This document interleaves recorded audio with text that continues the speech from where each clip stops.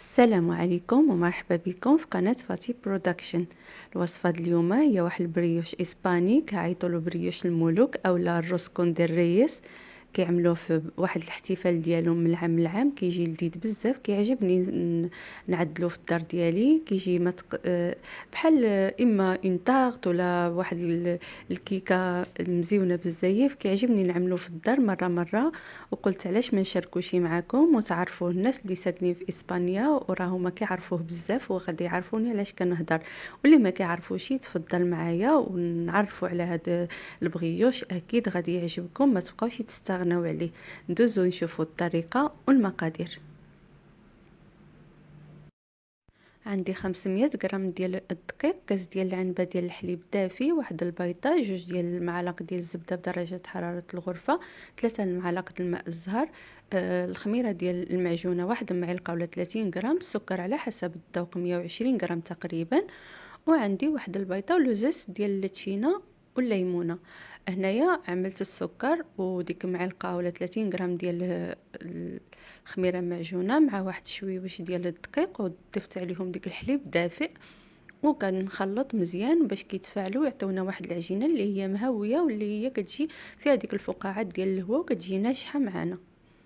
كناخذوا واحد العجانه اولا القصعه، وكنعملوا فيها الدقيق ديالنا، ومن بعد كنخويو عليه ديك الخميره اللي هي تفاعلت. بالنسبه للماء الزهر ممكن نعوضوه ما نعملو الاول، ويمكن تعوضوا تزيدوا 3 المعالق اخرين ديال الحليب فوق ديك الحليب اللي عندنا، اولا ديال الماء اولا العصير ديال اللتشين. حيت واحد المشتركه معايا ما كيعجبهاش الماء الزهر، انا قلت لها بلي ان ممكن تعوضوا بهاد الطرق هادو. كنعملوا ديك البيضه وكنعملوا ديك اللوزس ديال اللتشينه وديال الليمونه. بالحق الوصفه الاصليه كتكون بالماء ديال الزهر، كلهم في اسبانيا كيعملوا له الماء الزهر لابد، اولا الروح ديال الزهر. ملي غادي نعملو ديك المواد كامله الا الزبده كنخليوها للاخر. نضيفو ديك المعالق ديال الماء الزهر اولا المعالق ديال كما قلت ممكن تعوضوه، بالحق كيبقى الماء الزهر هو هذا لابد يكون فيها. بالحق ممكن يعني اللي ما بغاش راه ماشي ما كتخسرش يعني المذاق ولا شي حاجه. ديك الليتشين والحامض كيعطيو لها المذاق مزيون، اولا ممكن الفاني بالحق ما يبقاش هو نفس المذاق. هنا كنبقاو نعملوا الزبده شويوش بشويوش حتى كنحصلوا على واحد العجينه اللي هي لامعه، وكنعرفوا بلي ان وجدتنا العجينه ديالنا. كتبقى تجبد هيدا. انا دائما نعمل لها واحد لو تيست هو هذا، كنبقى نجبد فيها هكا كنعرف راه هي ما كتقطعش، كتكون صافي موجوده. هنا غادي نعملها في واحد زليفه ولا انيه، نغبرها بشويوش د الطحين ونخليها تخمر على خضره. في هاد الاثناء هادي كنمشي نعدل شويوش ديال واحد اللتشينه مثلا اولا ماندالينا، كنعملها في شويه ديال العسل وشويه ديال الزبده ونخليها تعسل شويه، غير شويه ماشي بزاف. ونخدم هنا طلعت كانت عندي هلاله عملتها مع شويه د الفاني وكنت عندي في الفريغو وطلعتها. ممكن تعوضوها بلا كريم باتيسير اولا ما تعملوش نهائيا هاد لي كريم اللي انا عملت، خليوها عادي لان كاينه اللي كيخليها عادي. هنا العجينه ديالي هي خمرت مزيان وتضاعف الحجم ديالها، كنخوي منها الهواء، كنحاول نعدل على شكل كروي، ومن بعد كناخذ واحد الوراق ديال الزبده اولا الورق ديال الفرن، وكنعمل فوق منه ديك القطعه ديال العجين ديالي، وكنحاول نعدل على شكل مستدير ونعمل له واحد الحفيره في الوسط باش ممكن انني نعدل على شكل روسكون، يعني على شكل دائره.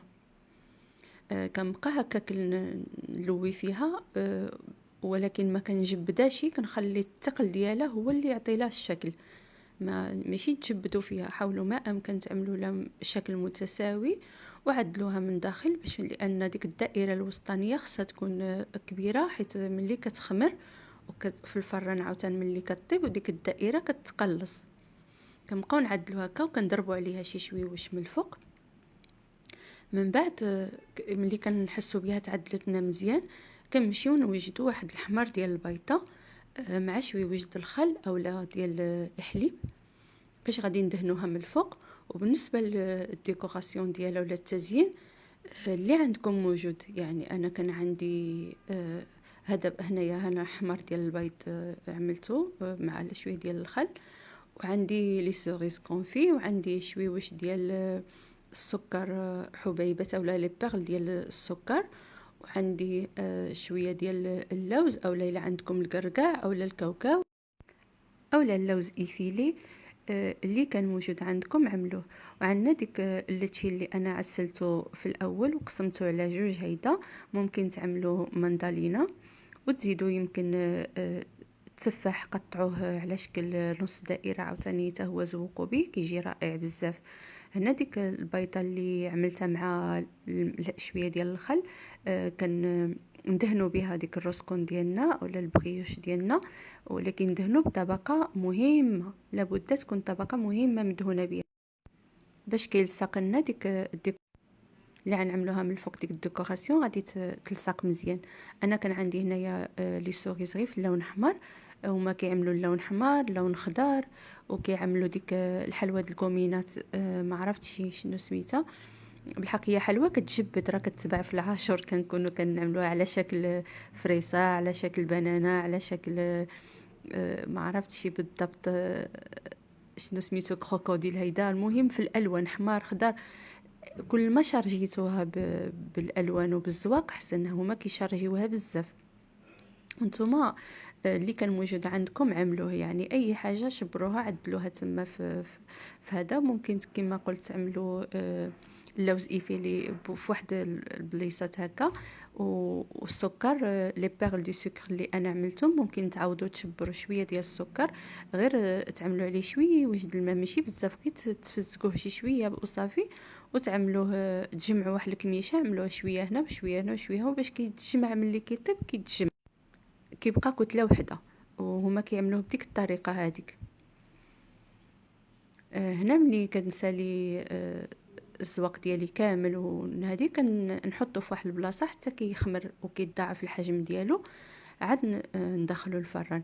انا هنا خفت دابا ديك الدائره الوسطانيه ملي طيب تجمع لي، خديت الورق ديال الفرن وعملته على شكل دائري، وحطيت في وسط منه واحد لو ساكل ديال المعدن باش ما غاديش واخا يطيب ما غادي تجمعش ديك الدائره الوسطانيه بزاف. نتوما عملوا راكت ديك القطاعه ديال البيتزا ولا شي حاجه دوروا عليها شويه د الكاريط الزبده باش ما تجمع لكم شي. كندخلوه الفران اللي هو مسبق مسخن مسبقا بحال دايما 160 درجه. ملي كيكون سخون مزيان بعد كنقصوا عليه وكنخليوه حتى كيتحمر مزيان، لان ما خصناش يطيب لنا وبزاف دغيا دغيا ويبقى معجن. هو راه كيجي مهوي من داخل مزيان. اولا شعلوا عليه غير من التحت وخليوه شويوش، ملي تحسوا به عليه يبدا يتحمر شعلوا عليه من الفوق وخليوه ياخذ الوقت ديالو في الطياب مزيان باش كيجي هشيش مره. ممكن تقدموه هيدا، وممكن تعمروه بلا كريم باتيسير اولا بلا كريم فريش. انا وليداتي كيعجبهم بلا كريم فريش عملت لهم هيداك. ممكن تقدموه كما كاينه اللي كيقدموه عادي، هو كيفاش كيجي مفشفش وكيجي رطب بزاف بزاف وكيجي غزال. كما قلت في الاول كيجي ما تعرفوا طرطا، ما تعرفوا واحد الكيكه كبيره مزيونه هيدا لذيذه، المذاق ديالو رائع بزاف.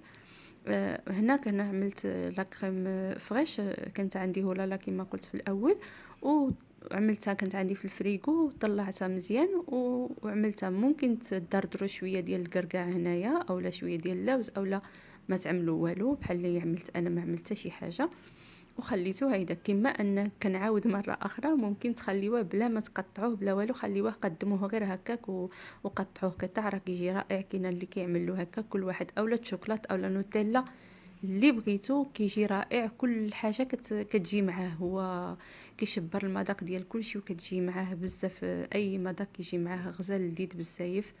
بغيتو دهنوه من الفوق ولكن ما كيحتاجش انكم تدهنوه، هو هيدا كيجي رائع بديك الصفر ديال البيض، وهذا كيجي رائع وكيجي مهوي من داخل ومفشفش ولذيذ بزاف، لذيذ لواحد الدرجه ما تصوروش يعني باش تتاكد. خصكم تجربوه باش تاكدوا من المذاق ديالو اللي لذيذ بزاف. يعني مهما قلت ما غاديش هذه تجربوه معايا عليها، انا قدمته اليوم باش تجربوه معايا وتحاولوا تعملوه نتوما لوليداتكم. كنتمنى هذا الفيديو يكون عجبكم، واذا عجبكم بحال دايما ما تنساوش تشتركوا في القناه وتنضموا لي وتعلقوا وتعملوا لايك، واي اي اقتراح واي حاجه اي تساؤلات خليوها لي في لي كومونتير، كما كنجاوب على اي حد كيسولني على شي حاجه كنجاوب عليه. وشكرا لكم، الى فيديو قادم ان شاء الله، وبسلامه.